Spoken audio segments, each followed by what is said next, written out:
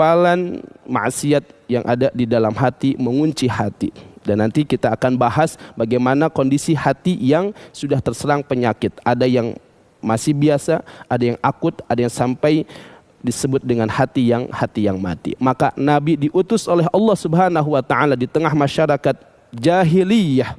Masyarakat Arab yang jahili, yang penuh dengan dosa dan maksiat yang mereka lakukan. Nabi diutus untuk mengajarkan kepada mereka ayat-ayat Allah dan juga untuk menyucikan, membersihkan jiwa-jiwa mereka dari segala macam kotoran. Itu yang pertama. Yang kedua, tazkiyatun nafs adalah sababul falah. Ini adalah sabab keberuntungan. Kalau kita mau mencari tahu hakikat daripada kesusahan, kehancuran, perpecahan, ya, istri suami berantem sampai terjadi perceraian, orang tua dengan anaknya juga kemudian tidak akur, keluarga terjadi berbagai macam permasalahan, tetangga dengan tetangga, dan segala macam kerusakan yang ada. Para ulama mengatakan dzunubukum tufajjirukum, sebabnya adalah adzunub, sebabnya adalah dosa. Maka sebaliknya, tazkiyatun nufus adalah sababul falah. Pembersihan hati, pembersihan jiwa adalah sebab daripada keberuntungan, kesuksesan kehidupan kita. Siapa yang bilang Allah Jalla Jalaluh sampai 10 kali bersumpah Allah Subhanahu wa taala, ya, sumpah yang banyak dilakukan oleh Allah Subhanahu wa taala sampai 10 kali.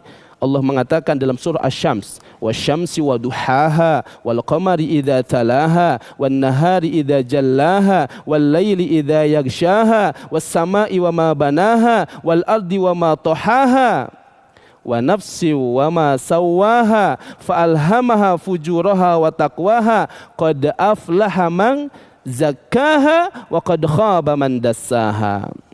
Allah kemudian sampaikan setelah bersumpah dengan makhluk-makhluknya, Allah katakan, maka beruntunglah orang-orang yang mampu membersihkan dan menyucikan jiwanya. Maka rumus simple kita ingin keluar dari segala persoalan hidup kita, hadirin yang dirahmati oleh Allah, adalah bagaimana sekarang kita terus berusaha untuk membersihkan hati dan jiwa kita. Ini yang kedua. Yang ketiga, alasan betapa pentingnya tazkiyatun nafs dalam kehidupan kita karena nafs itu ibarat az-zujaj, kaca atau gelas.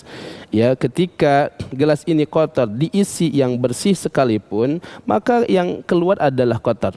Atau seperti teko. Teko itu diisi apapun, ya, kalau tekonya kotor, maka yang keluar adalah kotoran. Kalau misalnya ini air zam-zam, ya, air zam-zam dimasukkan ke dalam teko.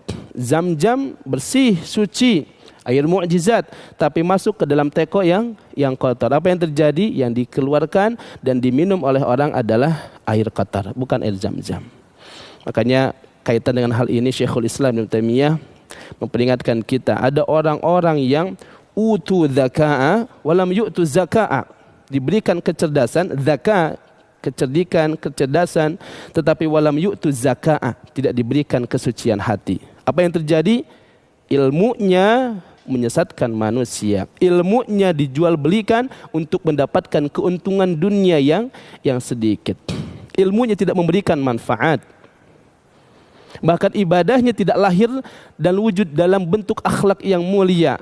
Ada manusia, ada seseorang diadukan oleh sahabiat kepada Nabi, ya Rasulullah, fulana tusallil laila wa tasumun nahar. Ada seorang perempuan tetangga kami nih, dia suka sholat malam dan tidak pernah melupakan saum di siang harinya. Tapi ya Rasul, tu'dhi jaraha bilisaniha, tapi suka menyakiti hati tetangganya dengan lisannya Rasulullah. Aina hiya ya Rasulullah? Di mana dia nantinya Rasulullah? Apa kata Rasul SAW? Hiya finnar, dia akan masuk ke dalam api neraka. Maka tidak nyambung. Ini yang harus diperhatikan, hadirin. Ini adalah kewajiban kita, bagaimana tazkiyatun nafs akan menyelaraskan antara ilmu dengan hati, sehingga yang keluar daripada diri kita adalah kebaikan. Dan disitulah Nabi kemudian diutus, innama bu'itsu liutammima makarimal akhlak, sungguhnya aku diutus untuk menyempurnakan akhlak. InsyaAllah dalam kesempatan yang lain kita akan bahas lebih dalam lagi tentang tazkiyatun nafs. Tetap terus di channel kita, dan mudah-mudahan memberikan manfaat dan inspirasi buat kita semua. Barakallahu fikum, Ali Abu Khatib. Assalamualaikum warahmatullahi wabarakatuh.